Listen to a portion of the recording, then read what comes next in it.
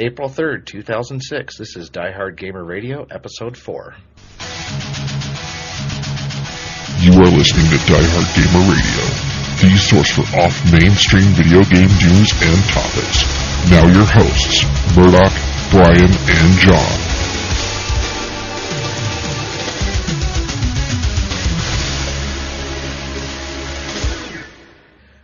Well, welcome again to Diehard Gamer Radio. I am one of your hosts, Murdock, and as always, I have my good friend Brian and my good friend John. I'm John. Well, I guess that narrows it down to me. Okay. Yeah, he's definitely Brian. Okay. Sure that's you, Chris? Are you in disguise? A little bit of a deeper voice this week. Well, I apparently caught either SARS or perhaps some, virulent strain of flu virus that perhaps was carried by a monkey. I don't know monkey poo flu? Yeah. Have you been to the zoo lately? Not quite. But I don't know what I got, but whatever it was, it knocked me on my ass, so. All right. So the two of us will probably sound like that next week. Yeah. So if you don't trust Chris, he's probably talking out of his ass this week. Yeah. Which, is par for the course for me. Okay. So, first thing we want to do is go over the corrections and apologies from the last show. And the first thing I want to do is apologize yet again for the poor audio quality. We actually have some better equipment this time around, so hopefully a lot of these audio problems will be gone. We're much better now.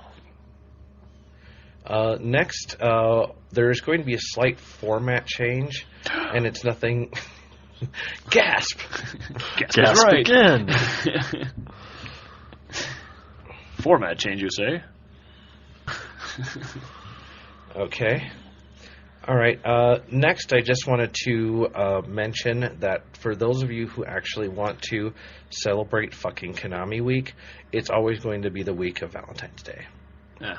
It's an official holiday now? Well, according to InsertCredit.com, that's what they say. Single geeks everywhere unite. And fuck Konami? That doesn't sound very satisfying. We need, outfits so we can join, the V for Vendetta thing. Spoiler! Sorry about that. It's after spoiler. I'll be Simon Belmont. You be Alucard. I think we'll get arrested. There's these two guys out in the middle of the street. They're playing Castlevania. I think one hurt the other with a whip. Yeah, that definitely sounds wrong. Like we mentioned, we do have a slight format change, nothing major. So first we're going to go into our news bits. And first news bit is that we finally have our own website. Woohoo us. So point your browser at www.diehardgamerradio.com. Fire! We thought about adding a few more words on there, but yeah. Yeah, URLs we are just aren't die hard enough. URLs are much easier to, memorize if they're simple. The improved version will be really, really harder to gamer. Yeah. Super Max or Ultra. Die harder. We'll start adding 2DX. Yeah. We'll for matching service. Yeah. Okay. Next news bit is that Point Blank is coming out on the Nintendo DS, and this is actually a game I'm really, really looking forward to. Just playing a light game with the stylus. It's going to be unique, that's for sure. Doesn't that take some of the challenge out of it when you just tap the zombie on the head? No, I don't think so, because you have to remember, a lot of it's color matching, and a lot of it, they make things look like other things. Like, for example, they have, the bombs that look like things that you're supposed to shoot. So there is going to be a degree of dexterity involved. So hey, it's a lot cheaper than a really small gun. Yeah, that's true. So at least a little harder than catching the monkey. Yeah. But, if Point Blank works... I might buy a DS. Well, you were planning on buying a DS anyway. Well, yeah, that's true. But it might open up the way for more light gun games, you know. Oh, yeah, it's a slew of them. Oh, you might yeah. even see, like, Time Crisis on there. You'd have to push, like, your L button and then use your stylus, you know, to reload and duck back in. Yeah, there's actually that could open up some very interesting gameplay options. But that's for another show. Next news bit is that the PlayStation 3 is going to be region-free. Woohoo! This had to be. They just had to be. I think Sony knows far better than Microsoft in that respect, and they've learned their lesson. Now, well, I don't know. I mean, from what I've read about it, they say they're doing it now because of the HDTV standards are consistent across Europe, U.S., Japan, yeah. So they don't have to worry about NTSC and PAL anymore. That it will work on all televisions. Okay. Yeah. I can't see how it's going to hurt them. It's only going to make their market larger, you know. Okay. Well, as long as they don't run into reverse import problems. Yeah. It happens eventually. I've seen every company go through it. I don't know. Okay. Well, next thing is that the UMD format is being phased out, and another Sony format going down the toilet. No! Oh my God! People aren't buying movies for $30 when they can go ahead and rip them to their memory stick for free. Like you did, I mean, how did that happen? I got paid nothing for that one. So I went into a Walmart, and I've been into a Target lately, and most of their UMDs are already gone. So man, those dropped fast. Well, hey, you know, proprietary like $5 a pop or something. Get them out of there. Yeah, well, proprietary format only works in one thing. Can't imagine why it failed.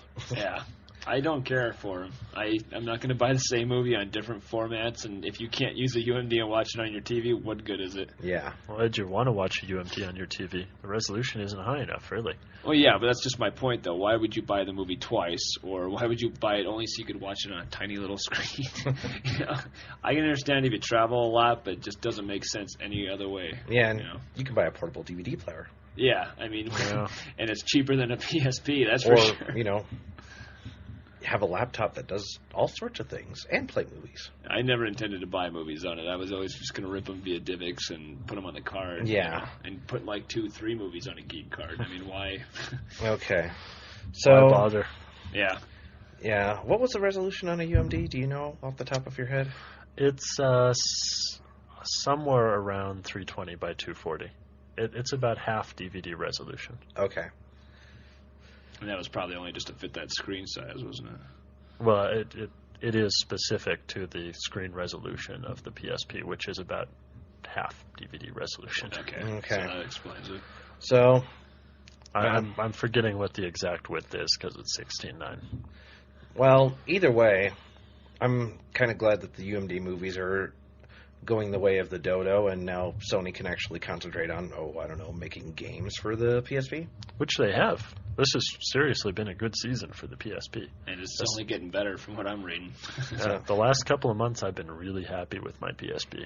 Oh. And I believe We Love Katamari's coming out real soon, too. Actually, it is out. Me and My Katamari. Or Me and My Katamari, yeah. I think I'm thinking of PS2 version. So, it looks like we're going to talk about another Final Fantasy game.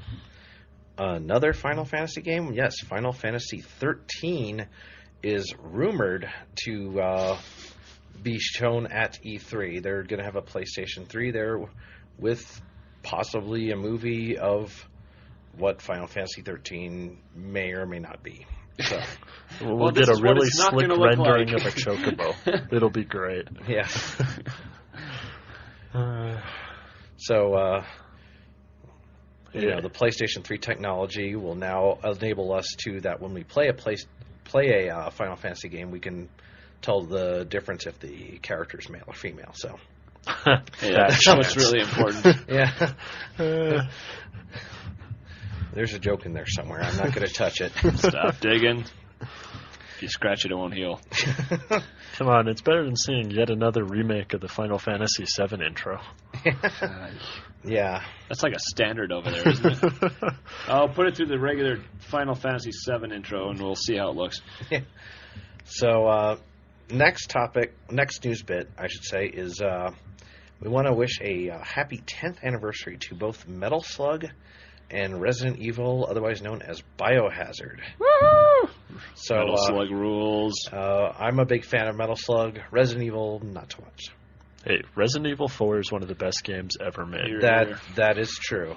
It is a very good game. And Metal Slug, the compilation's coming out real soon. Yeah, it's That looks awesome. Metal Slugs 1 through 5? No, it's 1 through 5, counting X also. 1, 2, 3, 4, 5, and X. So Okay, technically 6 games, but and that's PlayStation 2?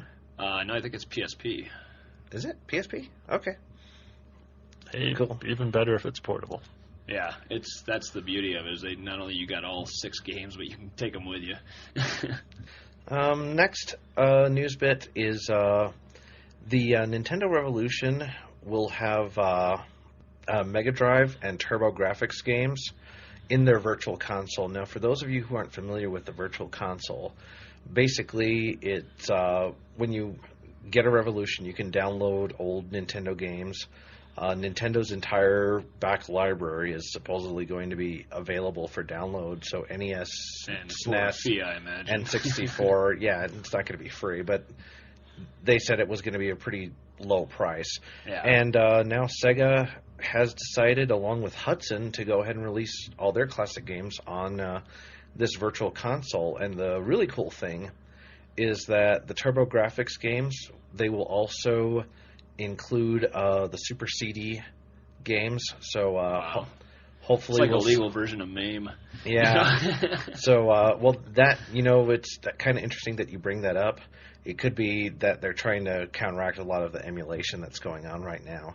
Or try and make some money off the whole idea. Well, that's Yeah. true, too. Let's just hope the games cost less than when they were originally released. So, Yeah, because we already paid enough for them the first time. We really don't want to pay that much again. So- The first time, we are talking about Nintendo here, say like the 5th time. yeah. Yeah, well, I was speaking more of the Mega Drive and TurboGrafx 16, but yeah, true. So, the CD-ROM games are the ones on the TurboGrafx or the PC Engine are the ones that really interest me because, Dracula X, Rondo of Blood. Some of those games are not cheap either. Yeah. They're so short printed, my God. It'd be nice if they did Sega CD too. That- how else are we going to play the finest hummingbird-based shooter ever made?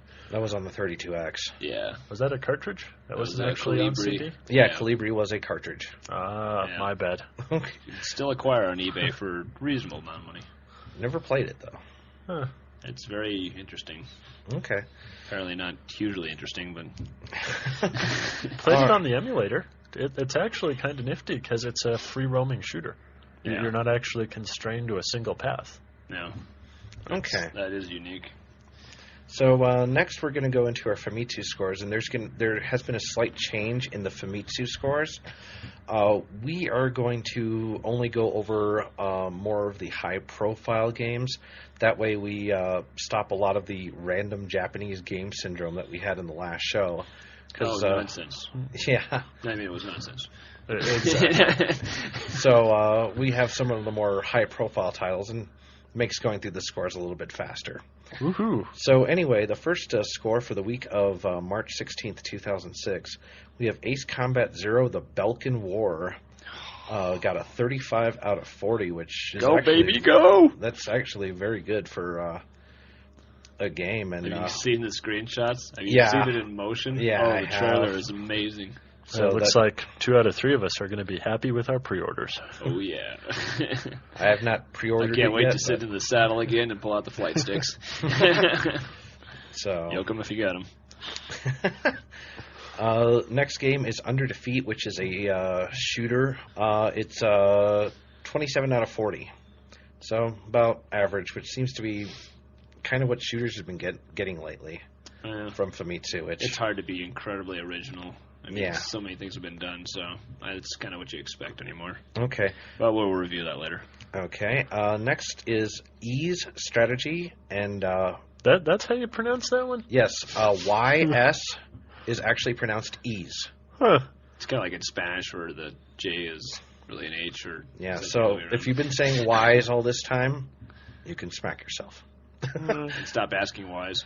Well, actually, the only way that I knew how to pronounce it was actually looking at the katakana, and it's like just the E, Yeah. and then a long mark, and then the su, so it's E's. But anyway, East Strategy, which is on the Nintendo DS, got a 25 out of 40, so kind of average, but a lot of the Ease games for... That's not even average. Yeah. That's kind of low. Well, it's above average. 20 is average. I would think 20 would be the point where you stop even having any desire to play the game. No, you'd be surprised. Next game, Cooking Mama for the Nintendo DS, got a 28 out of 40. This game's been talked about a lot online. It's pretty wacky looking. But I did get to see a video of it. It definitely looks original, that's for sure. Yeah. That's Whether it actually helps you learn how to cook, couldn't tell you.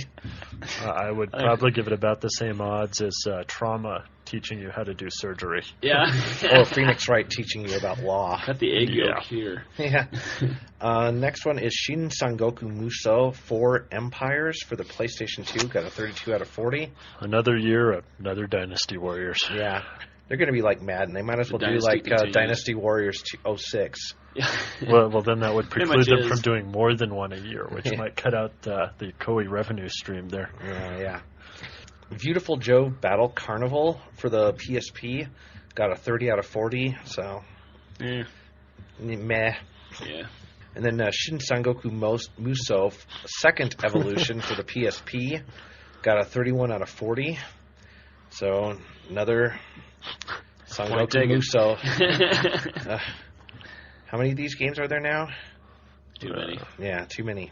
Okay, for the week of March 23rd, 2006, Xenosaga 1 and 2 for the Nintendo DS That's kind of interesting. Is 31 out of 40, and my understanding of it, I think, is basically they took the stories from Xenosaga 1 and 2, made it 2D with sprites, gave it 3/4 view, isometric, and that's pretty much the game. And almost make it, worth going back through it again. Well, I don't know if I want to sit through all the cutscenes again in pixel art format. They'd go by faster. At least they don't have to load. I suppose there's that. It's probably not full voiceover either. Yeah. So you can just hammer on that X button. Yeah. The next one is Naruto. Narutomite Portable for the PlayStation Portable is 30 out of 40. Is that the one that's going to be like Naruto Hero in the US here or something? Yeah, that's think so. Been the line so far. Ultimate Hero. One that Brian might be interested in, Zoids Infinity EX Neo. Got a 23 out of 40 for the Xbox 360, but... And I'm not interested for that score. Yeah. Well, then the 360 part isn't helping for you there. That the screenshots I saw of it look so awesome, but they just can't seem to find that formula that works the best and still gives you that feel of watching the animation. Yeah, and the thing is that the animation had a distinct style. Yeah. And you would think it would be real easy to duplicate that style on a console because it's not like... Shading, not quite, yeah. So next one is... Let down. Next one is Fight Night Round 3. Got a 30 out of 40, which... That's kind of a shock. The Japanese must not like boxing or something. It's too bad because, that game looks awesome. Oh, it's gotten great reviews here in the U.S. Very pretty to watch in motion. This is not saying anything bad about the game. This is just saying the Japanese don't like boxing games for some reason. They're just violent in other ways, like in RPGs only. Yeah. Or apparently they prefer naked women. Wrestling. Yeah. Yeah. I seem to remember a simple... it was a 2500 game that came out on the PlayStation 2 recently that was just bikini-clad women boxing it out too. So, well, that I think depends on the boxing. Next game here. Yeah. But Fight Night Round 3 sponsored by Burger King. Just so you know that, because it's everywhere in the game. Yeah. Next one is Rumble Roses Double X. 32 out of 40. I have nothing to say on this game. This is proof that there is something wrong with Japan. Point. Well, See, that's my point. That's my case right there. Well, not only when Fight Night Round 3 scores lower than Rumble Roses, but when Rumble Roses gets 32 out of 40. This is a game based around objectifying women and beating the crap out of them. Well, there's screenshots of the customization screen in Rumble Roses Double X, and you can actually change the physique of the women, and their breast size and just all these things that you can alter and then punch their headlights senseless. Although it does apparently have gameplay effect. Larger the women are, we'll assume things like breast size and everything. They can't jump as high or do aerial moves as well, but instead they get to do like submission moves better or something. I was taking a look at it. There's like 4 different axes you can alter your character's abilities on. Do not, however, take this as a recommendation for the game. It's still Rumble Roses. A lot of people like Rumble Roses. So next one, scores we have are for the week of March 30th, 2006. Tenchu Dark Shadow for the Nintendo DS got a 29 out of 40, which that's okay. That's one I still want to play and see. Have you seen the screenshots for it? I'd much rather get the PSP one. The game looks like Zelda on the DS. Oh, too bad. Next one is Black for the PlayStation 2. Got a 32 out of 40, which I guess is pretty good for a first-person shooter. That does seem pretty remarkable. Yeah. Not that any Japanese will buy it, but, Hey, but if they did, they'd get to play a really good first-person shooter. Bonus. And finally, Star Wars Battlefront 2 for the PlayStation Portable. Got all 7s, a 28 out of 40. Well, at least it's consistent. Yeah, it says it all. Yeah. All right, well, now that we're done with that, we're going to go into our game topics. And our first topic is, did Microsoft screw up the Xbox 360 launch? Are you talking about Japan or US? Japan. Well, let's start. That's exactly what I was thinking. Okay, well, let's start with the United States. Seems like they're doing fine. They're selling as many of them as they can make. Yeah, I concur. Okay. They're always going to have that negative publicity because of Japan. Well, that's true, but I think that the initial launch in like the first 3 months was really poor. Well, yeah, they rushed to get it out. Define poor. No systems available. You're saying that like that's a bad thing. I mean, they got headlines for 3 months for everybody trying to buy Xbox 360. I do seem to remember them saying something prior to launch that, we'll have 1 million systems out, or some oddball number that was going to accompany, was going to pretty much cover everybody that really wanted one and could afford it. And then right prior to launch, just like weeks before, they said, no, we're cutting back production. We're not going to be able to make all this, We're doing this on purpose, and I can't remember the reasoning why, but that seemed kind of negative. I would think you would want to pump out as many systems as possible as quickly as you could to, raise the numbers, get everybody, just make as much money as possible in the first, make your release date huge. But it also seems to me at the same time, if you cut your numbers down, you can guarantee that you're selling all of your systems. And either way, you look good. I seem to remember that being a rumor that they might be doing an intentional shortage, but I think that we saw from the months after where they weren't able to meet demand, and up until today where they're still not able to meet demand, that was totally a rumor and not an intentional shortage, that they were making them just as fast as they could. Well, is there any possibility they shifted some of what they were going to sell here to Japan, though? Hoping that the launch would be bigger there? Doubt it. No, I doubt it. In fact, I thought that they were bringing systems from Japan, bringing them over here because of our shortage. That would be smart. Kind of like the NDS is doing. At the very least, we know all of the production capacity is going towards Europe and the U.S. and not Japan. Well, that's true. Now, as far as the Japanese launch goes, I think even Microsoft has admitted that they fucked up that launch because they're relaunching it. Yeah, they're apparently asking for do-overs. Gates just does not want to give up. He wants to break into that market in a big way, and it's just, if it doesn't happen, well, he's going to do a do-over. It's like, screw it, start over. We'll wipe the slate clean. We're going to ship them out and ship them right back in. Just put them on the boat, in fact, and then take them back off. Well, they'll just keep redesigning that box until Japanese people start buying it. Then they should probably start making the Xbox 360 about 30% smaller. Yeah, and put little rice logos on it, so it looks like it's faster. Except the PS3 is going to be the same size. It's not like they're going to be able to get this generation any smaller. They're just putting too much stuff and too much heat producing. That thing is huge, though. I mean, the thing is larger than some of my older VCRs. And heavier. And heavier. Well, I'm sure a lot of that's part of the hard drive, assuming you don't buy the core system. But still, man, that thing is a brick, and that power supply. Yeah. It's It's I still can see why it's significantly external. smaller than the original Xbox. Yeah, I looked inside of an Xbox, though. It's almost like they made a specific size. They said, I don't care, we're just going to make it this size, doesn't matter, The Japanese are always about shrinking things as small as they can and still making it feasible to cool them. Tiny, tiny houses. Space is definitely an issue, which may be one of the reasons why they can't sell the Xbox 360s. Is simply it's just too big of an item. And well, you can either put the chair over there, or you can put your 360. I'm sure the size has nothing to do with it. It's just it's an American product. Strike one. And they've got maybe half a dozen games that somebody might want to play on it. If even that. Although 99 Nights is supposed to come out very, very soon.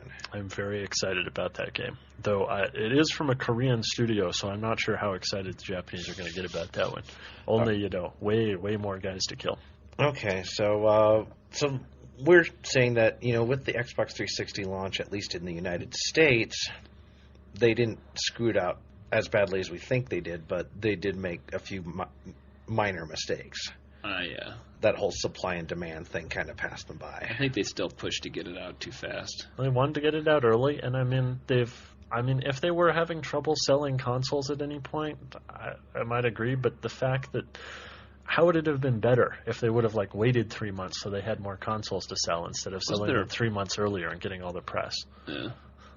Yeah, but I don't see they how probably that would have helps still them. been in the same boat, even if they waited 3 months. How would it have been better for gamers that nobody could have gotten one for those 3 months, though?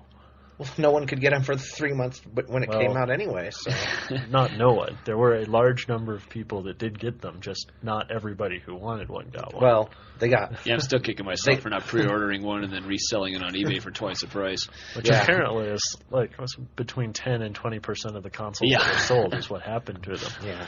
And of course, we're talking about just Xbox 360s in general, where you don't have any percentage breakdowns of how many of those Xbox 360s were actually functional and not defective, because I do... Well, except the numbers that we've heard for that are, again, somewhere in the 3% range, which is totally in line with standard consumer electronics failure rates. So. We have seen nothing that shows that it's any different than any other launch. Just that, people who get bad ones complain a whole lot louder than the people who get good ones. Yeah. Well, people who get good ones just don't complain generally. So, in Japan, we know they screwed it up because they wouldn't be doing it over again if they... Yeah, there's one guy covering, most of Japan right now that probably agree with you. Yeah. One very lonely guy trying to sell systems and games to a crowd that just isn't there. Okay, our next topic is about copy protection and the Star Force fiasco. Now, for those of you who aren't familiar with it, we should probably explain a little bit of what Star Force is.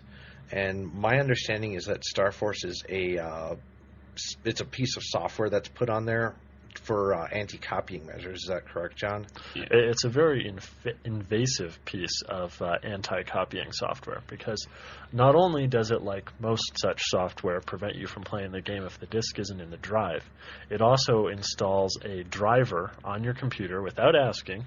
I mean, sure, it's buried in, page 304 of the EULA, that goes ahead and prevents you from copying the CD. However, it also stays installed all the time and doesn't uninstall itself when you uninstall the game. Bonus. And on top of that, it can cause problems with your computer and other programs as a result of being installed on there, which you may not discover until, it's too late. What a wonderful piece of software this is. But the company is even better. Yeah. Aren't they a Russian company? They are, in fact, a Russian company. Not our problem. Must be your problem, you damn pirate. It gets even better, though. Stardock Software, who makes Galactic Civilizations 2, didn't put any copy protection on their software. And as their response to that situation, Starforce posted a link to a Wares version of the program, showing what a morally upright company they happen to be.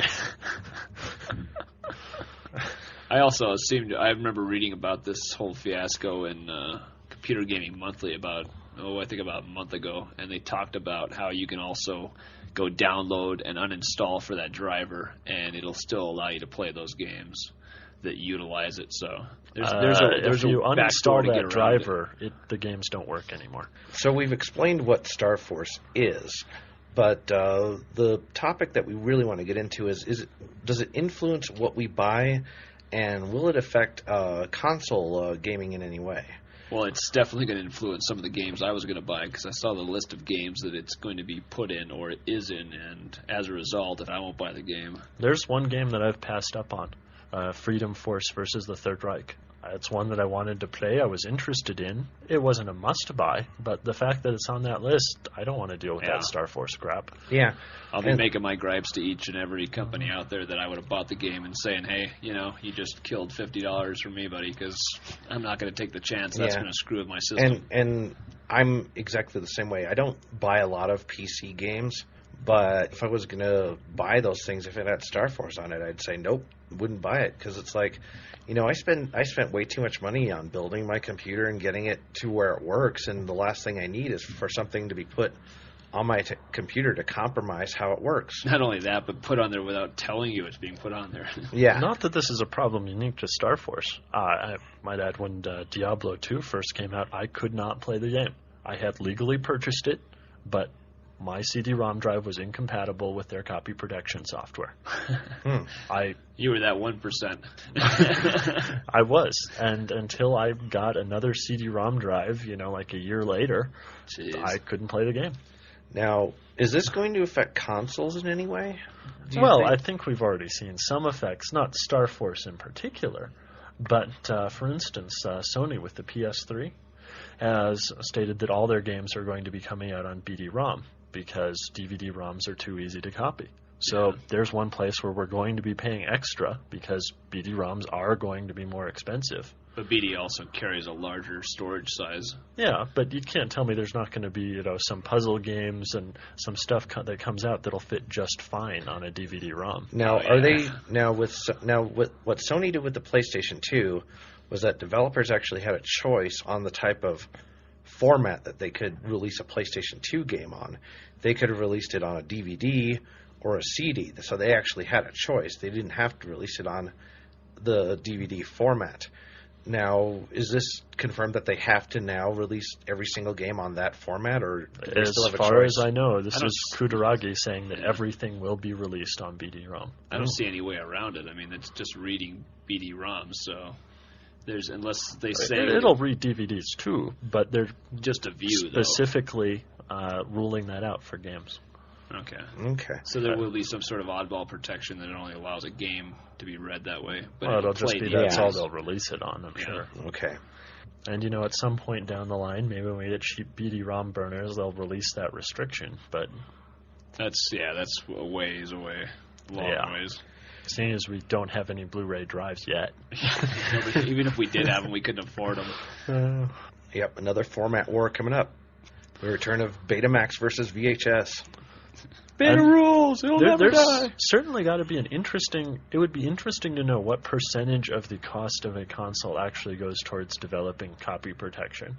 R&D and just copy protection, there's got to be some portion of that cost that goes towards it. They keep getting more sophisticated and trying harder and harder. But in a way, it may be cheaper to go that route, though. I mean, to have it just the reader itself, and to be able to release it on multiple, it's not a multi-format anymore. It's going to be universal over all countries. So here's my question: and we may not have the raw numbers for this, but I'm kind of curious to see how much money companies actually lose due to pirating and counterfeiting of their software versus how much money that they spend on copy protection techniques. I don't think that could ever be calculated accurately, though. Because, of course, are they really losing that much money that... Well, except corporate math here is that every pirated copy equals a sale that they have lost. And that's just crazy. Yeah, because in order to make a sale, you have to make a good game first.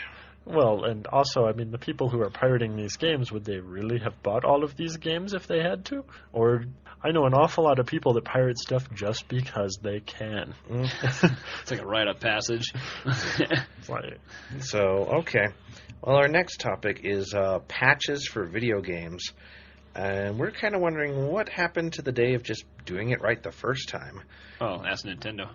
Yeah. I mean, they're probably the only one out there that still does it right, but granted, it takes them like another 5 months to put that game out.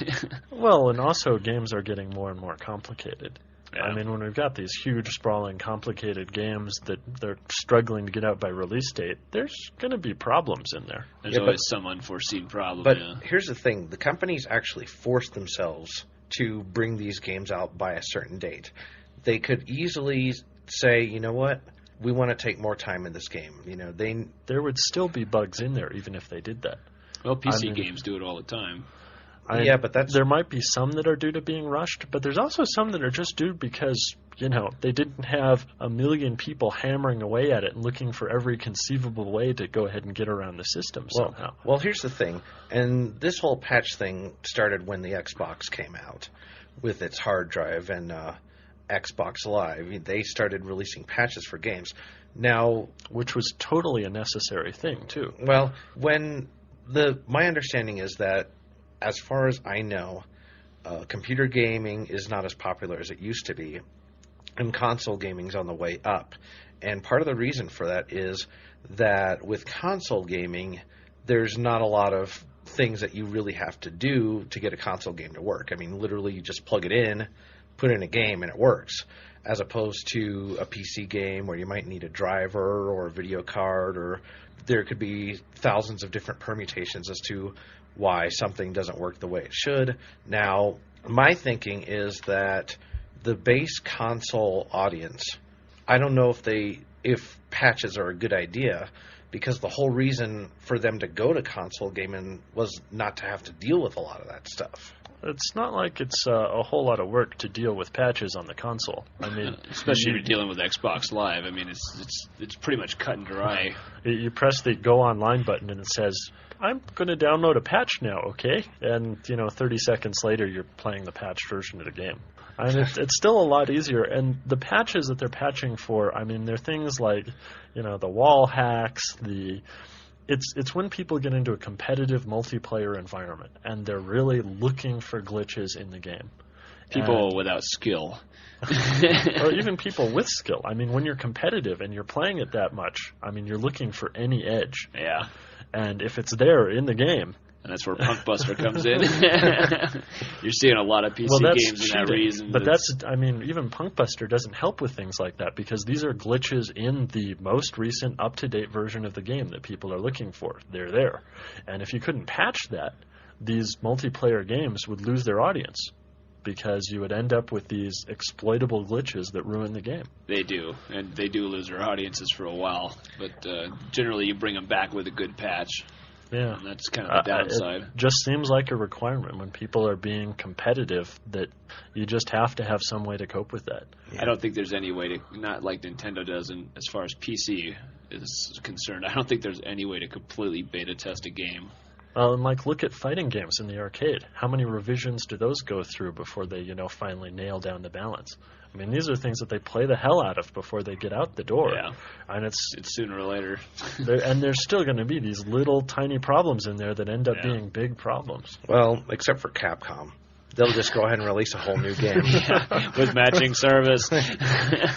But, like with Street Fighter, though, I mean, there's whole strategies based around glitches in the game. The Guile handcuff glitch that was in, I believe, Championship Edition, if I'm not mistaken. But do you think that the onset of patches for console gaming is until we reach console the point gaming, where or? You can't play the game until you download the patch, we're still so much better off. I don't foresee that stuff. it getting that complicated. It's been so simplistic up to now. What's going to cause it to get more complicated? You know what I'm saying? I still haven't seen one where the single player was in any way affected by that. True. It's always worked fine. It's been okay. There's got to be something that I can't see that a game with that many glitches would be allowed. I mean, doesn't the company, the game console company itself, don't they run it through some sort of, I don't know, some sort of check, some sort of rating, some sort of. Don't they get, hopefully they the normal, play it before they ship it Yeah, out, exactly. That's what I'm saying. They've got to have their own set of standards before they say, well, you can just throw this on. And a lot of the really bad stuff, like lockups and crashes and stuff, you don't have because, like you were saying, the console hardware is standardized. Now that they have patches, they don't need to make that a necessity. They can always fix it later. Although they can't with a single player necessarily, because for the Xbox, for instance, the hard drive is optional. They still have to ship a working product because not everybody can patch the game. It's also interesting that you mentioned the hard drive, because with people without the hard drive, and why you would buy the Xbox 360 without the hard drive, I'll never know. It's for another episode. Yeah, but with people without a hard drive, can't get the patches. Exactly. So, so they're kind of screwed there too. But you did bring up an interesting point that Nintendo seems to be the only company that really does these types of checks and balances. But might add, Nintendo is also the company that has totally stayed away from multiplayer. Well, they do have Mario Kart on the DS, and they also have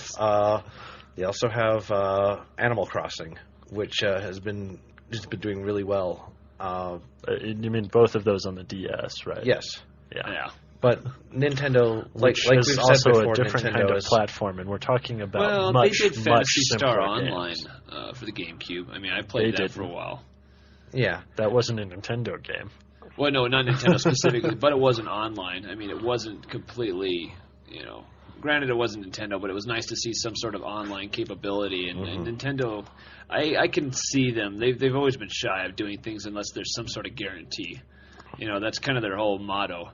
But it's finally breaking free with the DS. They're finally getting some sort of freedom, and they're always going to have that market. I mean, I'm just saying that the DS is not an example of Nintendo really going out there and trying to do these, complicated competitive multiplayer games because, well, Mario Kart is a great game. I mean, we're essentially seeing a port of the Super Nintendo game. There's not exactly a lot of things to fuck up there.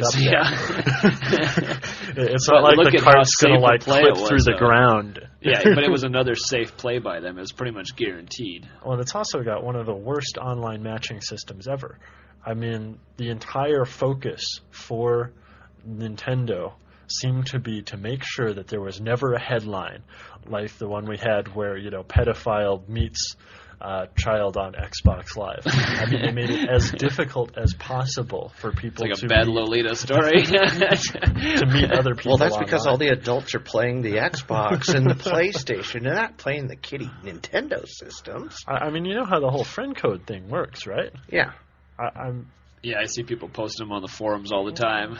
This is my friend code. I want to play games. You have to go out of band to meet other people to play online. I mean, this is not exactly taking multiplayer gaming seriously. By the way, that tapping is John tapping the table. So, just if you're wondering where these bumps are coming from. What, am I tapping the table for emphasis? Yes. It's coming on the microphones. But anyway, so, I mean, we'll probably see patches because that just seems to be the way, with all the hard drives that are going into the systems now. That just seems to be the way it's like going a safety to be. catch. I mean, it covers, if you screw up, well, boom, you got a patch. But it shouldn't be an excuse to do a cheap game or to not push to do the best quality and get it right the first time. And companies that do that will show. I mean, you'll see. It's like, well, you guys patch every game now. You're not exactly the best out there. You come to expect a patch from so and so. Yeah, and I mean, when I start seeing patches required for single player, I'm going to get really upset about it because that's something that's totally within their ability to control, to make sure it works, and to get right the first time. Okay. But these games are getting really big and complicated, and I'm not going to say that a patch means they've screwed up. It just means... it comes with the territory, more or less. Yeah. It shouldn't come all the time, but... All right.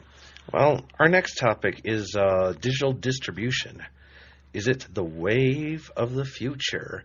Now, for those who may not be familiar with digital distribution, all it is basically, instead of you buying a physical copy of a game, say at your favorite game store, you would actually pay a fee and it would get downloaded into whatever system you own. and that's Assuming it. you have a hard drive. Yeah, assuming you have a hard drive.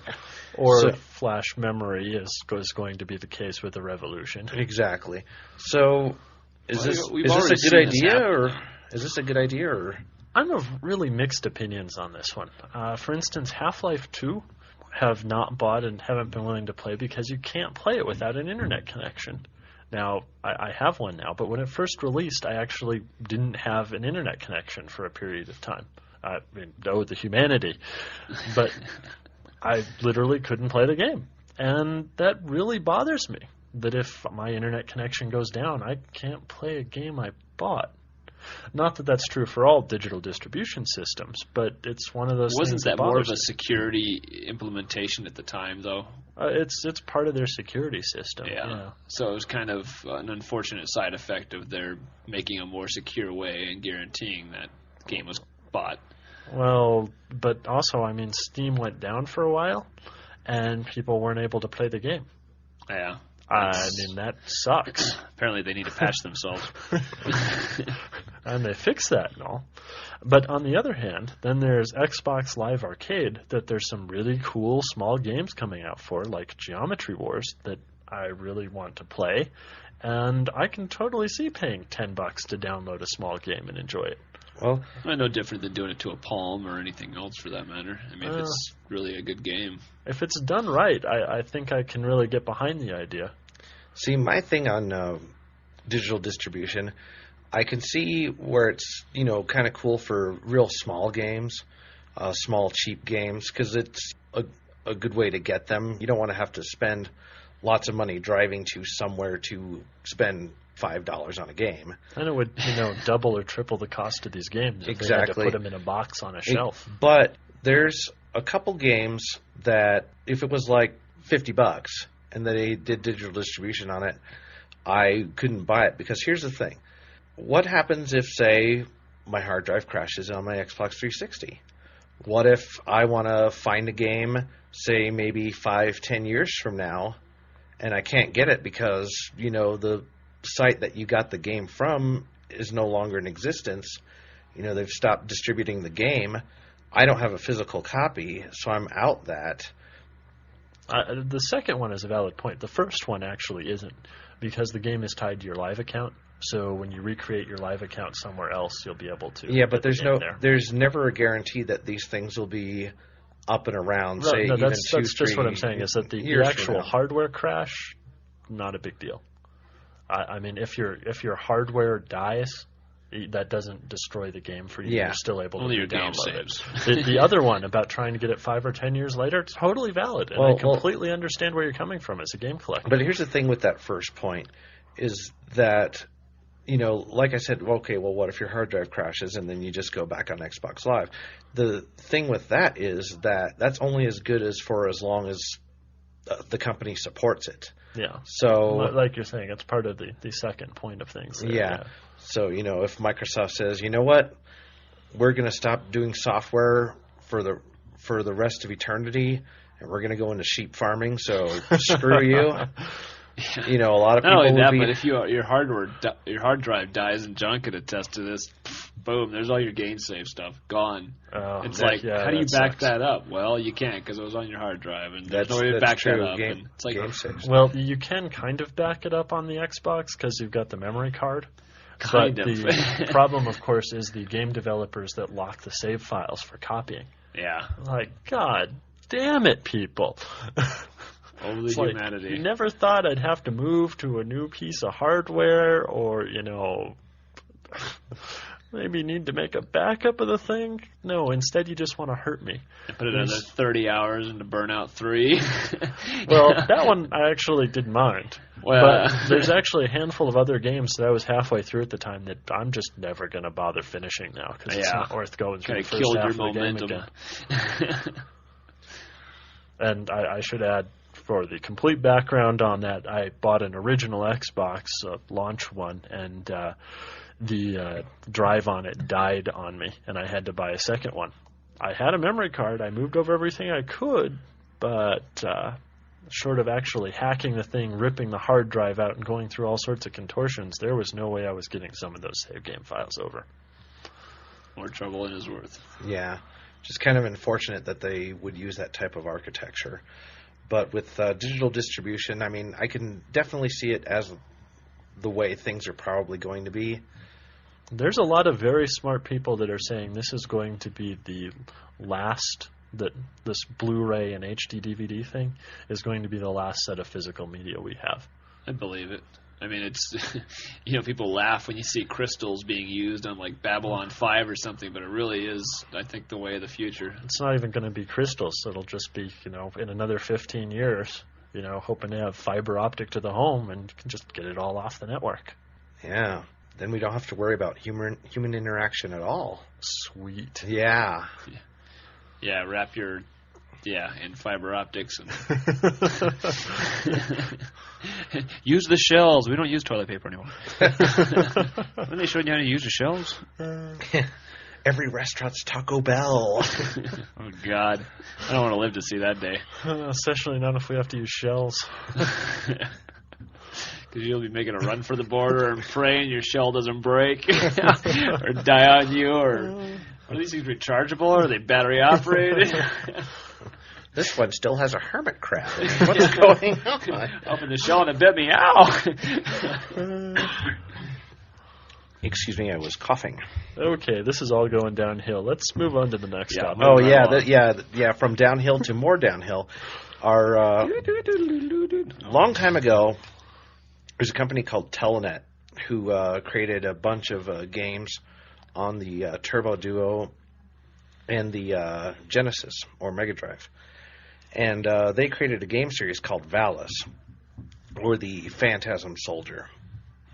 And basically, all it was you played schoolgirl Yuko, and you defeated these large bands of creatures that were attacking the Earth or whatever, for whatever reason. So now there's a new Valis game.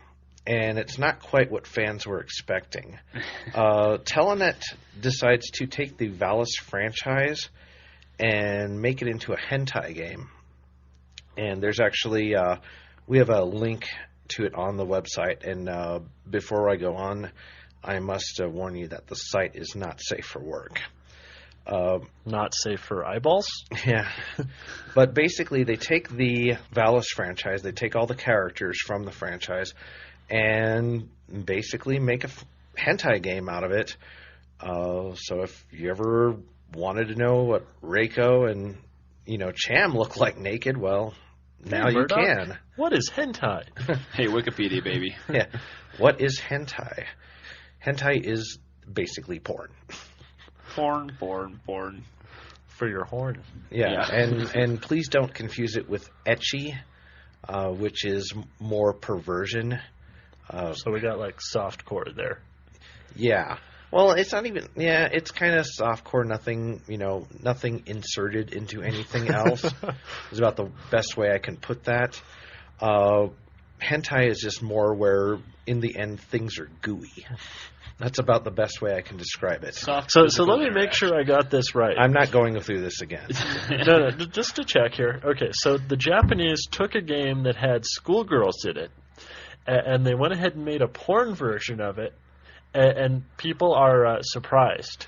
The thing is that they're not. They are surprised, but not only that, but they're saying, "Oh, you know what? This is sacrilege," because you've taken something that was near and dear to our hearts, and I'm sure some of these people may be overreacting just a tad. Have these people never gone to Google and searched for Disney porn? No. I mean, there's people all over the world screwing over our childhood memories. Yeah, but literally. Yeah, I do understand that. But they're not re-releasing it in the name later on. But the thing is, a lot of people are just saying, you know what, this should have never happened. They should have done a standard game, but they've taken these characters that we've really grown attached to and loved and destroyed the franchise. Have they considered not buying the game? Well, it's... if it bothers you that much. Well, the game is on the PC. It's actually called Valis Cross. And it's basically... It looks like just your standard hentai game where, you have whatever type of adventure and you get to see the characters naked after you do several things. So it looks like your standard hentai game. But, I mean, is this really... I can see where it looks like they're overreacting, but the company that made the Valis games in the past are making this game, so it's not like the rights went to a completely different company and it's being screwed over. It's the people who actually own the rights to the characters and the game title. But, I mean... I don't see how this is so bad. I mean, if you don't like it, ignore it. And if you wanted to see them naked, well, here's your chance. Well, but, I mean, are people really... Does it seem like people are just overreacting, just getting real bent out of shape over an attachment to video game characters? I mean... Is it that sacred that these characters? Well, I mean, I'm just saying this as just. I mean, I'm talking as I'm throwing the question out there. I'm being devil's advocate. To some people, I mean, these characters are a big part of their childhood, a lot of experiences with them, and they probably have some fond memories attached to these games, which is, very true. But does this seem like just a huge overreaction, or is there some validation to what they're saying? I don't see the Japanese company coming over here, strapping people down into chairs and forcing them to play this game. True, but it's not like they're really ruining the. They're not really it's ruining obviously the not franchise. what they expected. Okay, they're just upset they didn't get the Valis game they really wanted. Well, I think possibly. that basically is it. It's just, we were expecting a great sequel, modernized, blah blah blah, and here you gave us porn.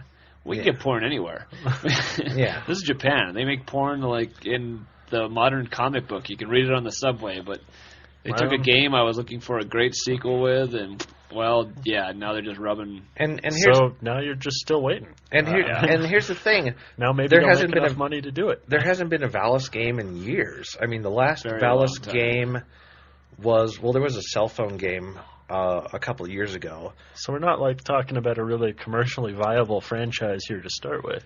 Well, it was a franchise nonetheless, but it wasn't. It had its day. It had its day, and maybe this is their way to breathe new life into it. Maybe get some money to make something that is a little bit more mainstream. Who knows? Maybe this is just one of the creators' ideas. And all I can say is this is the same thing for anything else you don't like. Just ignore it. Walk on. Move on, people. Yeah.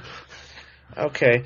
The next, our last game topic is we discussed in show 3 about video games as art.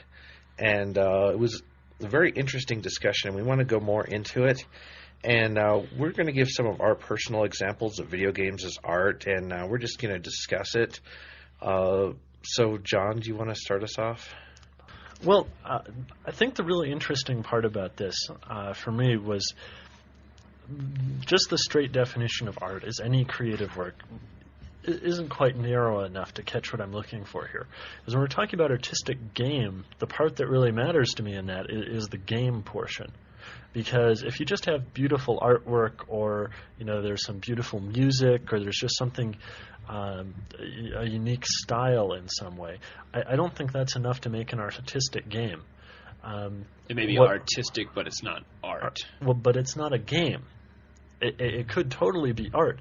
It's where an artistic game, I think, for me, is something where the interactivity plays a vital portion in the artistic component of it.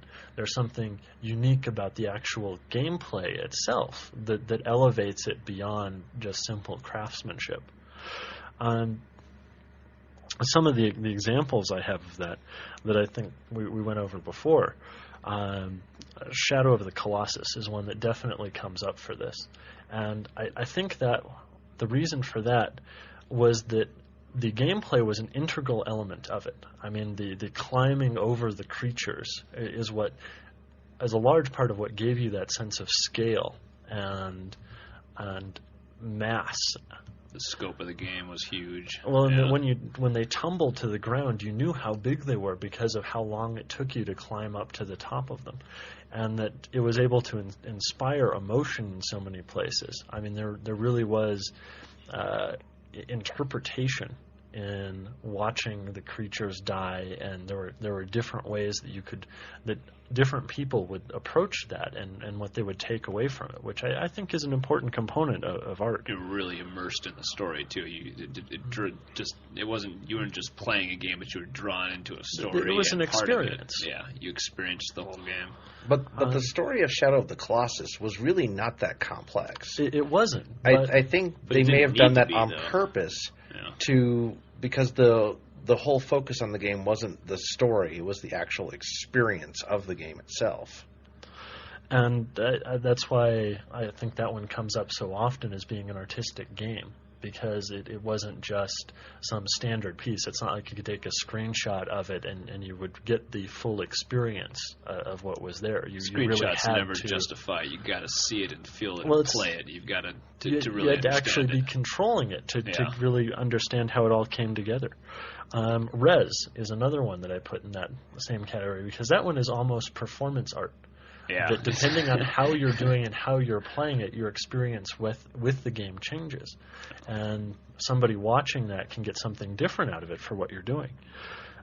There's a whole line of games that I would classify as being cinematic, that have taken the ideas of cinema and applied them to games and managed to come up with an artistic experience out of it. The most recent example I've got is Beyond Good and Evil, which had a fairly no-compromise attitude towards it. For instance, it was a widescreen presentation, but regardless of what your television was, that's the way he wanted you to see the game. Despite having fairly cartoonish characters, still managed to have interesting people that you could care about what happened to them. There's two older ones that I think really captured that same feel. And again, the gameplay was really an integral aspect of it. Out of This World, also known as Another World, and its sequel, and very hard to find, Heart of the Alien, which were rotoscoped and provided a much more lifelike experience than anything else I had played up until that point. And again, without the interactive experience for those, without the experience of trying to run away from some of these creatures and put it all together yourself, it wasn't nearly the same experience.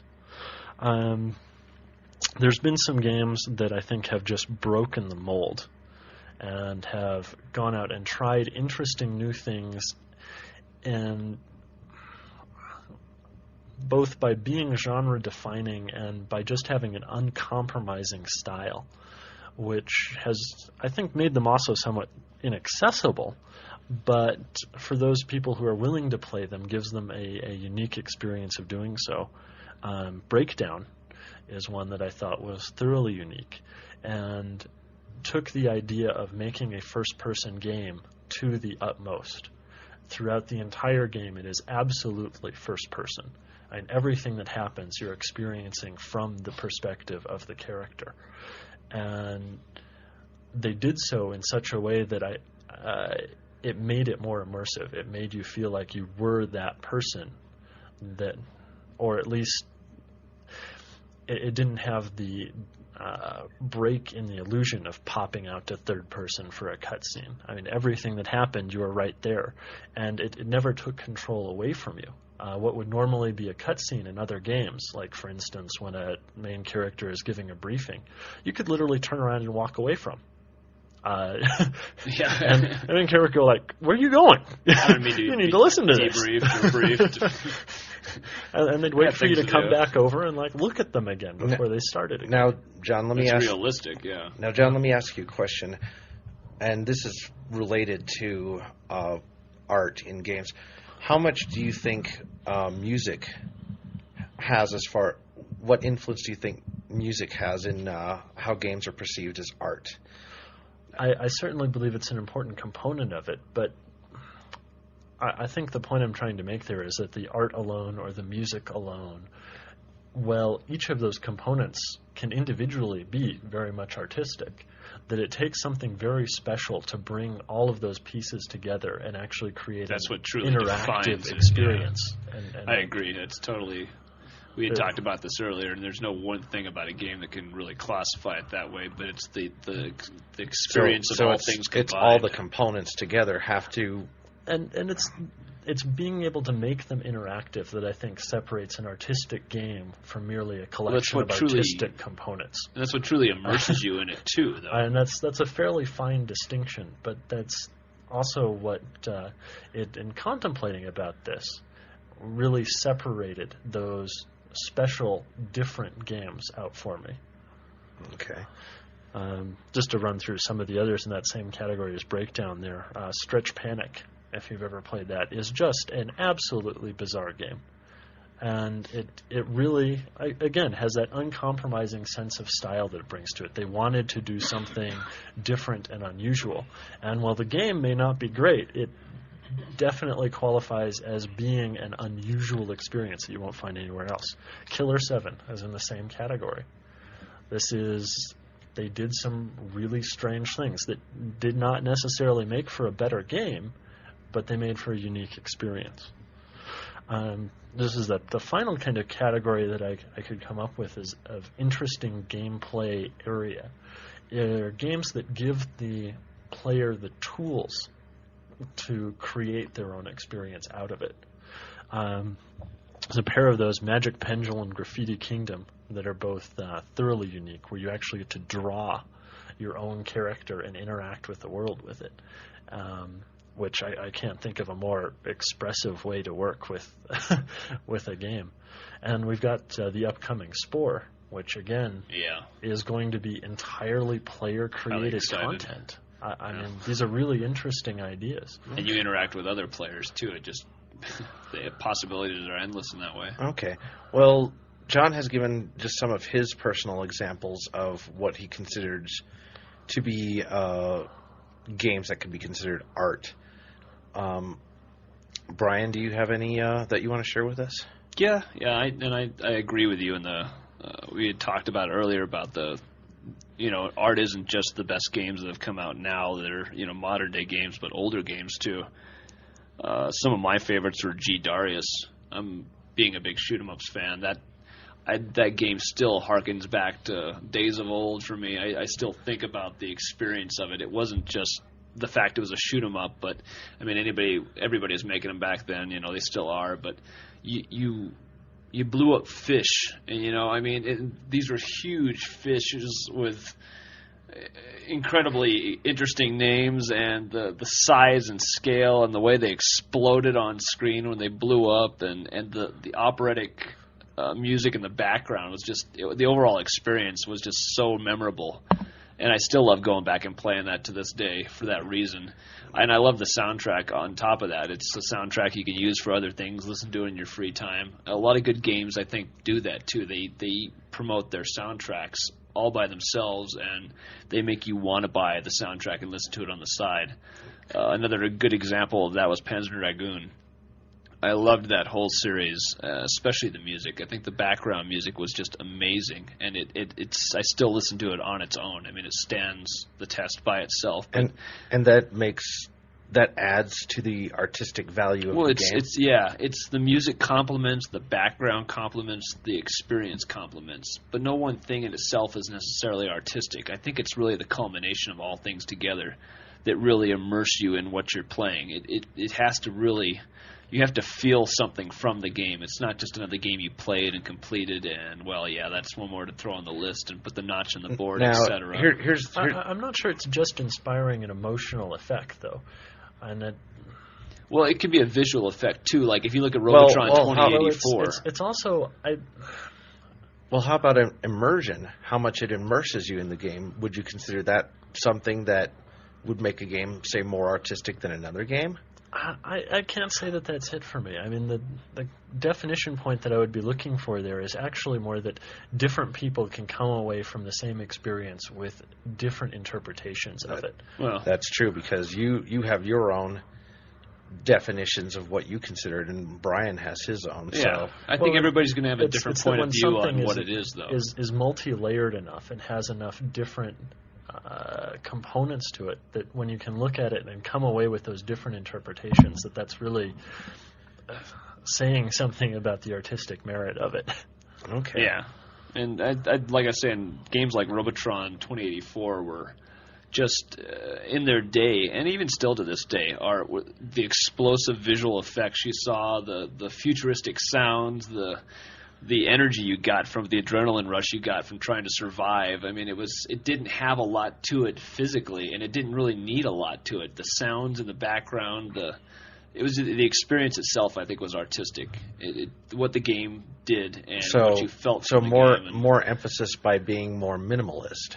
yeah, you don't have to have a lot to a game. It's just the experience, I think, and the things you see, you hear, you feel. I think that really is art in itself. And I mean, art on the wall is art on the wall. That's that definition. What you see is what you feel. But when you get into a game, you've got motion, you've got sound. It's a carnival. It's kind of a spectacle. It's a symphony for your eyes and ears. And Okay. I think that defines more art to me. Okay. Well, my examples of what I would consider artistic games. The first one I want to go into is Tempest. And the reason I consider that a very artistic game is, and I'm a big fan of abstract art, is just the abstractive nature of Tempest. You have just basic shapes, but the patterns and the colors that they create, to me, is very artistic. Just the way it's drawn and the way it's presented. And I think presentation has a lot to do. And that's with another minimalist game in that sense. Exactly. But that's what I like. There's a old obscure game called Juno First, which has not a lot to it, but just, I guess my appeal is being able to do a lot with not a lot is, I guess, more of just what my likes are. Another game that I would consider as art, and this is more not only on, say, a graphical or visual level, but on gameplay, is Ikaruga. And the reason I mention Ikaruga is for its very basic gameplay, but that makes it rise to the level of art, because there's not a lot you can do in Ikaruga. I mean, there's only certain things that you can do in the game, but the way it's done and how it's done makes it artistic, because you figure, you have black and white, and the way that it's encompassed in the game, I think, elevates it to something that is just more than the game, but makes it artistic. Yeah. It's graphically pretty, but it's very minimalistically done in a physical way, meaning you don't have to do a lot within the game, and you still gain from it. You're still and immersed in it's also part of the experience. But as Ikaruga is very minimalist, you could consider maybe, say, Radiant Silvergun as its maximalist cousin, where you have well, here the thing is that as you're very limited in Ikaruga, you can either be black or white. I mean, that's pretty much the game, and there's only black or white enemies, and you don't have a lot of options.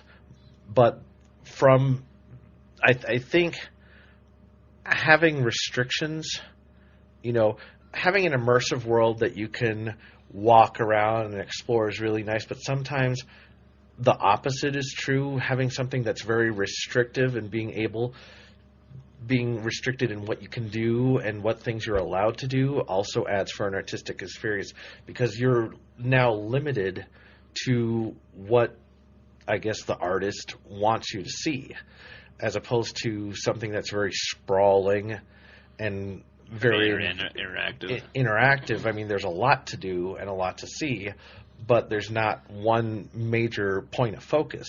Yeah. As opposed to, like, say, a game like Ikaruga, where there's a very distinct point of focus, and this is what you need to focus on.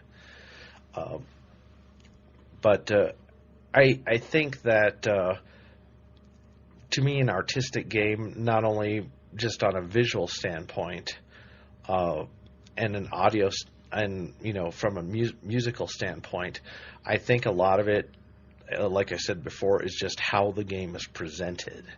I think presentation has a lot to do with how an artistic game is. Like Shadow of the Colossus, the way it's presented to you like an epic story adds to it, but say any other game, it doesn't have that. It's just the way it's just the way you show off the game, and how icons and very simple things that are needed to play the game are presented. They have the stamina meter, just a simple circle, a square. I mean, nothing very fancy. It gets the job done, Well, but you it don't want adds to take to it. from the story. Exactly. Either. That's the whole presentation thing. It's there just as an indication of what you need to survive, but yeah, it's not. It doesn't detract from the overall beauty of the game. Yeah. You could still see, though, that it would be possible for an only slightly more advanced version of that game to not require the HUD at all.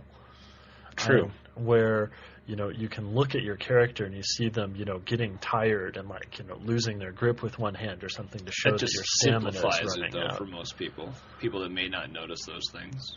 Well, although when you start falling off after you notice your guy looks tired, and it does simplify it, but it does also seem like it's possible that one step further and completely eliminate those extra artificial items on there.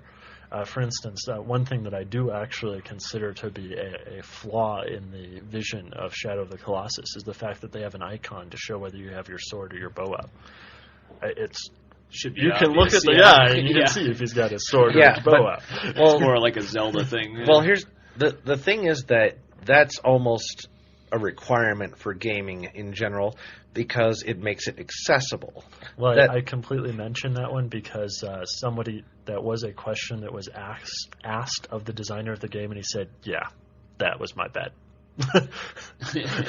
Well, looking back, yeah, I really didn't need to do that. Yeah, I could kind of see, I could see where that he would say that. So, just such an interesting question to me, and there's no easy way to answer it either. Everybody has a different... and one of the points that I think you're getting at there, though, that I agree with, is that the games that really stand out to me as to being artistic is the ones where you can see that there was a unifying vision and style that was put over the game, that was done, and obviously done, uncaring of the commercial realities.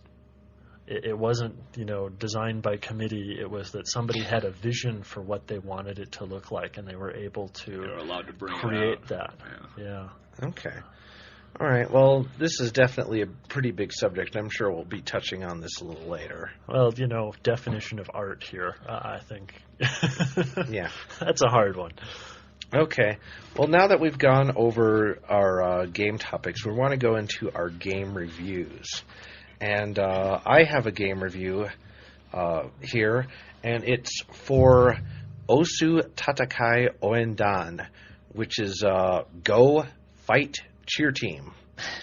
And it's for the Nintendo DS. Now, let me explain the storyline.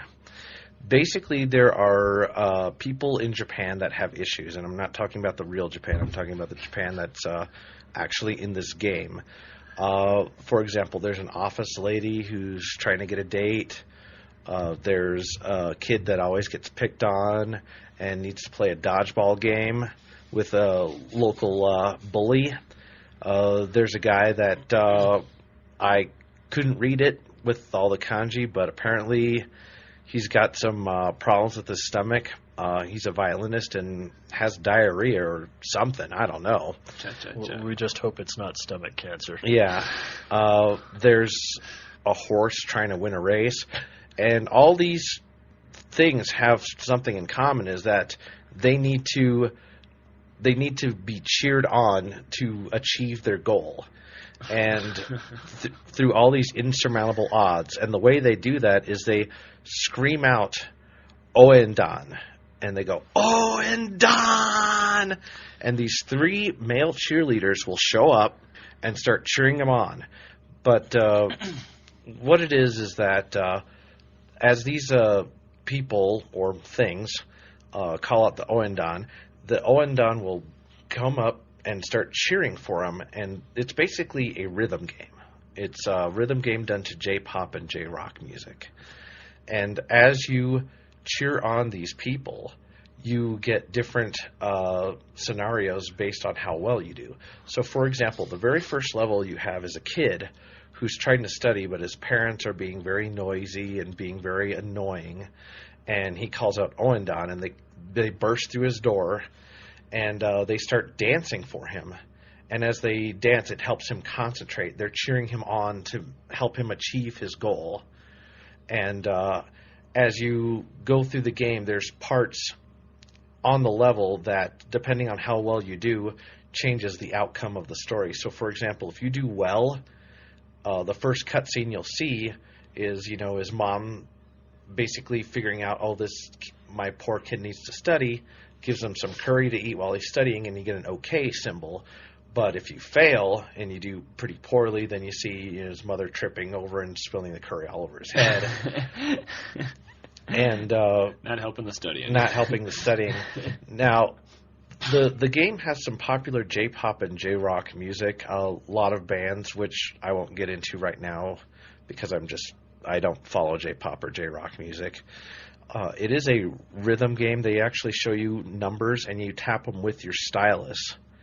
And you have to tap them in order, and there's certain paths and other things that you have to follow. And if you listen to the music, it's actually to the beat of the music. And by using the music as a guide and using the visual clues, you help cheer on whoever it is that you need to cheer on. The game has 15 tracks of music, which is actually very impressive for an DS cartridge, and they're full songs. They're at least 3-4 minutes long each. The sound quality is very, very good. It sounds like CD quality pretty much. The game has a tutorial for those who may be wary about importing it. It's actually very import friendly. In fact, if you start the game for the first time, it goes straight to the tutorial. It doesn't even go into the game. You have to play the tutorial, but once you play the tutorial, you know pretty much how to play the game, and it's very easy, and it's a lot of fun. It is a lot of fun and very funny, very amusing, and I haven't gotten tired of it yet. Yeah. I've gone through the easy mode, and I've gone through the normal mode, and just having a lot of fun, and it just screams of originality. Just the types of stories that come across, all the people you have to help. It's a really great game, and I would highly recommend it. If you have a Nintendo DS, get Osu TATAKAI OUENDAN, because it's a really good game, really enjoyable. And I do want to mention that the final level is a pain in the ass.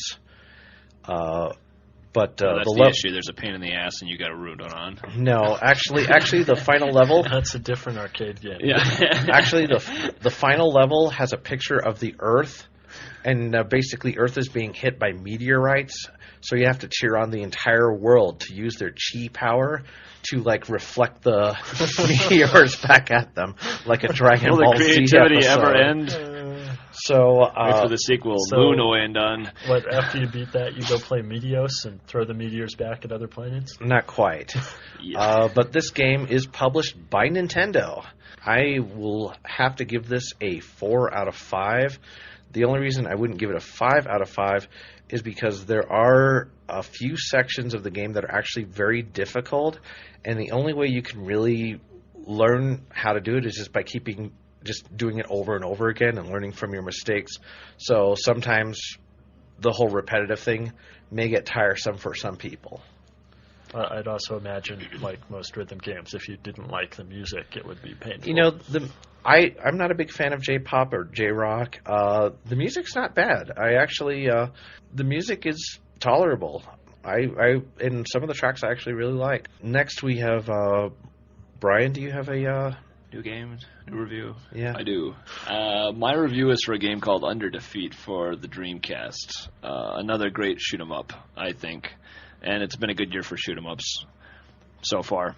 This is I'd say it's a pretty unique shoot 'em up. It is a top-down or vertical shoot 'em up by a company called G-Rev, also known for other great shoot 'em ups. This is unique because you fly a helicopter. Not a lot of shoot-'em-ups use that. But the uniqueness of the helicopter itself is you have the ability to rotate 30 degrees to the left or 30 degrees to the right by just literally moving your directional pad and then holding a button. And that lends a kind of uniqueness in the way you fire because you only have one type of fire out of your helicopter. And because of that, you have to be accurate with it. But the neat thing about the game is not just the rotation, but you have this pod. It's a pod that drops out of your helicopter, and your helicopter flashes after a certain amount of charge time to let you know this pod is available. And this pod is unique because it helps take out larger enemies. It helps take out wider amounts of area depending on what kind of fire you choose for this pod. And you can choose 4 types of fire that you pick up. They're floating colored icons, the first being Vulcan, which fires a wide spray, or fires a direct spray, but a constant spray of fire. The second is Cannon, which is a hard shot, and there's several of those that come out at the same time. The third would be Bomb, which fires a larger area, and fires multiples of those. So each item is getting progressively stronger. And the fourth is Rocket, which is just a one-shot deal that blows out a huge area, but is extremely powerful. And the uniqueness of it is just that you're having to be more selective about where you fire, the angle you fire, and then when you use this pod. And the pod isn't, hard to come by. It's just a matter of charge time. But it comes in immensely handy when you're firing at the bosses. And that's really, I think, the basic design of it. But graphically, the game is pretty. It flows. There's a wide number of enemies to choose from. And I really like the pod system. I think it's unique. The explosions are fantastic, too. They kind of harken back to G. Darius in that sense. But I give the shooter a good 4 out of 5, only because I've really been looking for a good shooter, and I think this just encompasses, even though it's a short shooter, and it's somewhat hard, and there's a lot of extras to it. I think also they help the game. It helped the replay value, but it's really pretty, and I enjoyed it. I played it for 3 hours solid, the day I got it, and I'm still enjoying it. So for that reason alone, I'd give it a 4 out of 5. Okay. All right. John, do you have a review for us? Yeah, I was going to go ahead and talk about GITAROO MAN, which is not actually a particularly new game, though it was recently re-released, so you can now find a copy without spending $80 on eBay. This is a PS2 rhythm game. You remember Parappa the Rapper, right? Kick, punch, it's all in the mind. I think that's a yes. Only a little more stuttery. Yeah. Thanks to wonderful PlayStation loading times. But as far as I can tell, the only possible way GITAROO MAN could have come into existence is if the developers were sitting around deciding, well, the only way we're going to get into this market is if we make something even weirder than Parappa the Rapper. And they succeeded.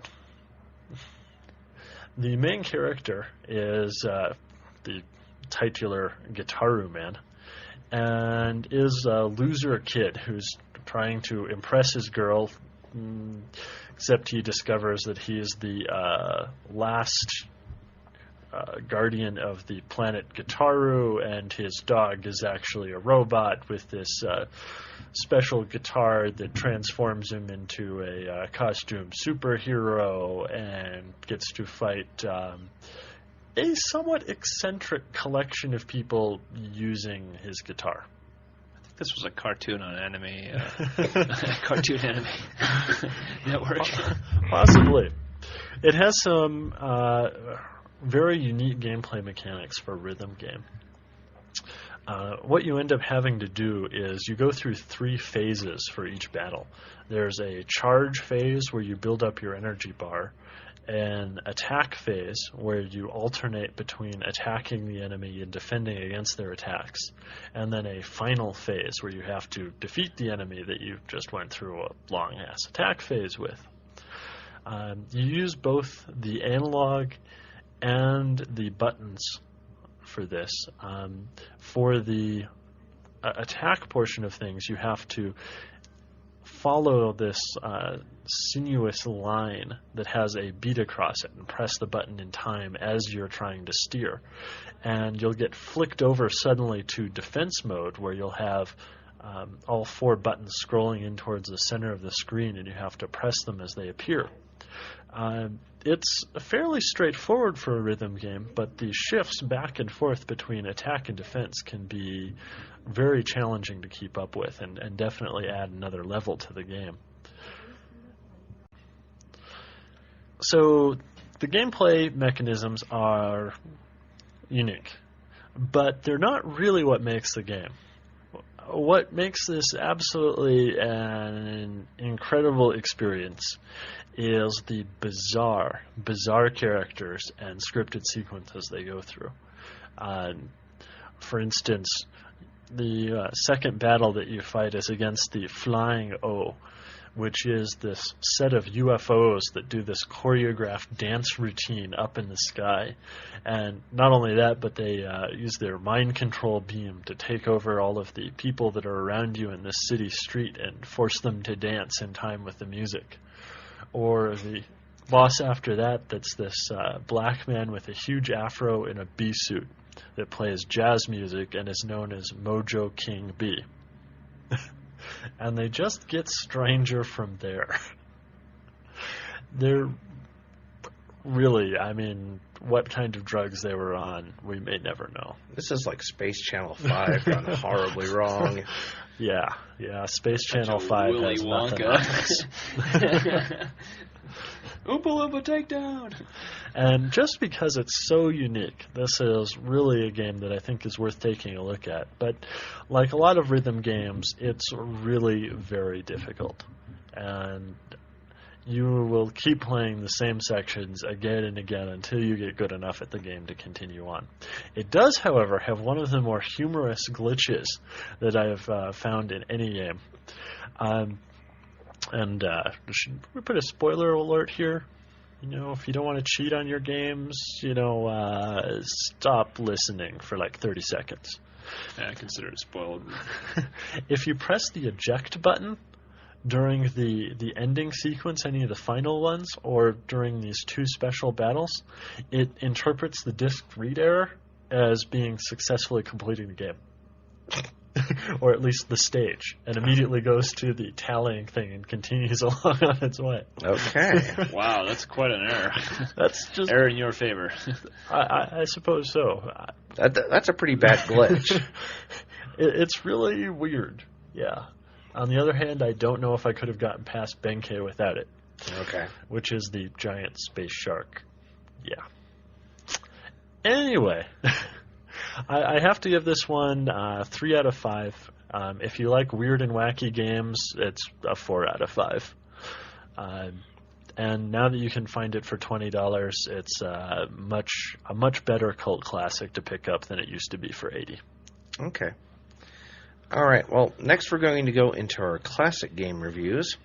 Brian, do you have one? Yeah, actually, I got VIB Ribbon in the mail, about a week ago, and I got this on suggestion from a friend, and I'm just totally blown away at how, going back to the simplistic, abstract conversation we were having earlier, this is just kind of poetry in motion, and it's so simple, but yet it's so much fun. And, well, basically what it is a platformer, and you're this oddball. Well, you start out as this oddball little bunny, and I swear the whole game looks like it was drawn by your 3-year-old. But this platform line you run along changes as you go along, and it turns into shapes. And there's 4 basic shapes it turns into, and each one of these shapes corresponds to your controller. It's either the down part of your D-pad, the X button, or the L or the R button. And all you got to do as your bunny runs along this line is hit one of those 4 buttons that corresponds to that design type, that shape, right before you get to it. And it's kind of anticipating it as you get to it. It sounds a lot more like a rhythm game than a platformer. Well, that's what it is, though. It starts as a platform game, but then it becomes a rhythm game. And that's kind of, I guess maybe that's why it's so much fun. I personally am not a big fan of rhythm games, with the exception of Guitar Hero. But this one it wins you over. I mean, it looks like a platformer at first, but then it becomes a rhythm game. And one of the neatest parts of it is if you don't like the music that comes with it, and the music is great. I mean, it's really unique from what I've heard so far. You can choose an option where you put in your own music, and it gets drastically weird from depending on what you go from. If you put in something, Philharmonic or something classical to something like, say, Nine Inch Nails, the shapes come out radically different. The tempo speeds up. It's always basically simple at first. The first level you play will be kind of a get-to-know level for that music, but it gets progressively harder. And the unique things about it is the game changes. It actually mutates in a way where the 4 possible choices you got to hit before now mutate together. They become 2 in 1, whereas you had just a circle before. Now you've got a square and a circle on top of the square, so you're actually having to do combos of buttons at just the right moment, and it keeps the game unique and new. And say you get tired of that music type, you can put something else in, and it totally alters the way you play that. So it's a very creative style done on a very simple, abstract concept, and it allows you to play any kind of music style you choose, basically. So I'd give it a 4 out of 5, just for relative uniqueness and for, like as John said earlier, the ability to make it different for everybody that plays it. You can interpret it differently based on your own music style. Okay. And you can't forget that the main character is a stick figure rabbit. I mean, well, you start out as a stick figure rabbit, but if you do poorly, you turn into a stick figure frog. But if you do better, then you become a kind of princess. So, I mean, like I said, it's different. It's left up to interpretation totally there. And you gotta love games where you get to play as a princess. Yeah. So maybe. Yeah. Yeah. You brought over VIB Ribbon at my house, and I played it, and I just looked at it like, what is this? But I like games like that where I can't quite make out what it's supposed to be the first time I see it. I have to play it a couple times.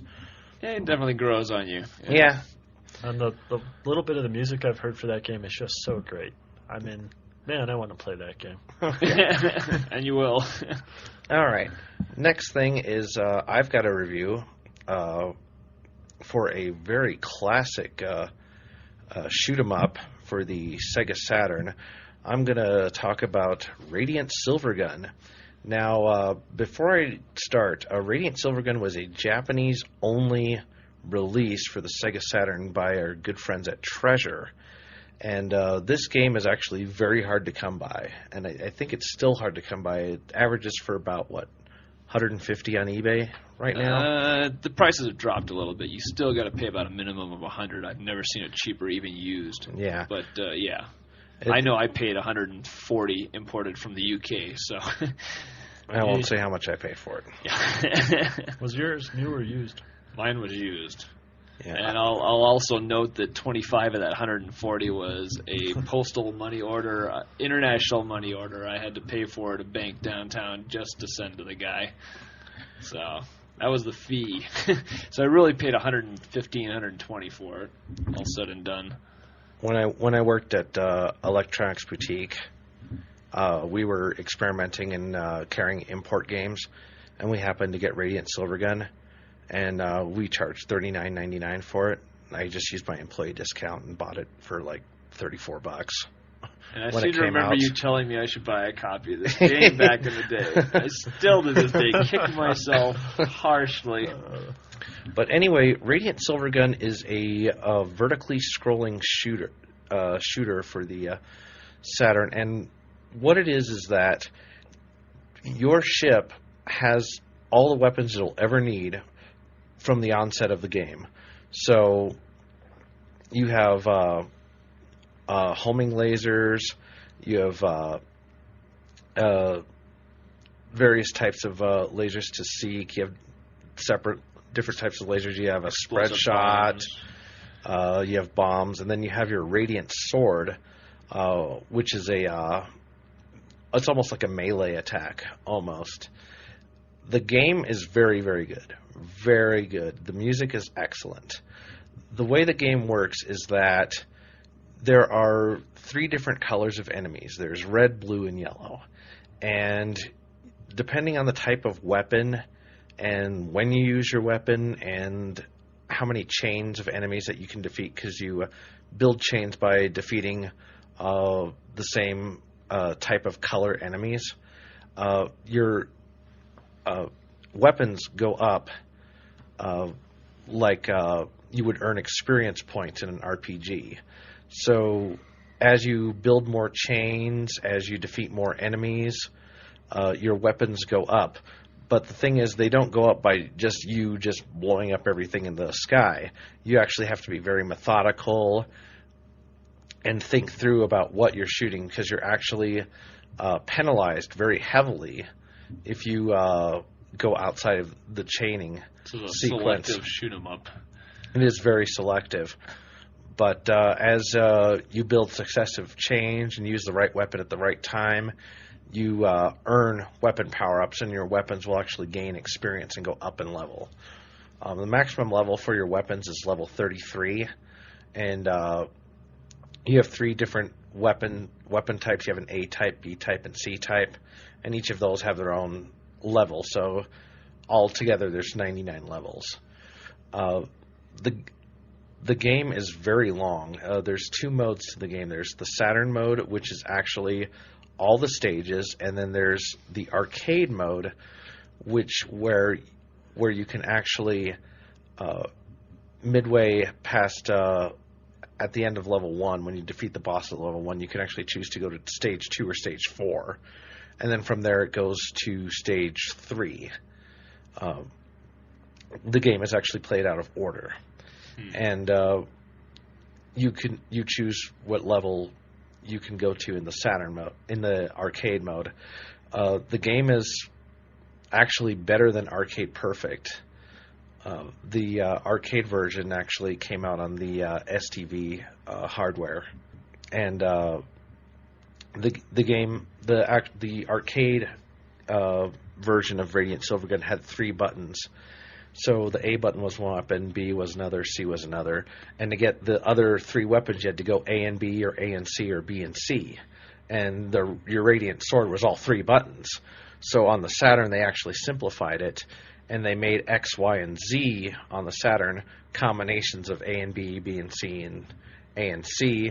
And then the L and R triggers on the top were your Radiant Sword. The enemies shot out thousands of bullets at you, but some of these bullets were purple and looked like little floating molecules, and you could absorb them with your Radiant Sword, and as you absorbed them, your meter next to your score would go up, and as it went up, if it became full, you could actually launch a special attack called your Radiant Sword, and basically it would be this huge sword and would just smash every enemy on the screen. And it closed like a pair of scissors. Yeah, and very, very powerful attack. And actually, for people who really know how to play the game, using it at the right time was very effective as a strategy to build up a high score and to get real far in the game.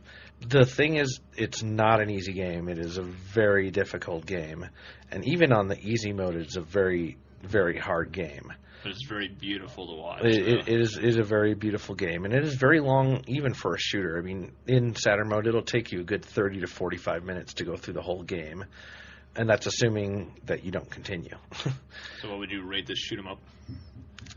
I'm going to have to rate Radiant Silvergun a 4 out of 5. I would have given it a 5 out of 5, but I think the difficulty has it really takes away from some of it, and also it's just learning the chains and what weapon to use in certain areas and what not to use. It makes it a very hard game, and therefore it makes it somewhat inaccessible to a lot of the mainstream shooter fans. So there you go. Anything else that we want to add before we close up this podcast? I think that's about it. Yeah. Yep, thinking it's time to pack it in. Yeah.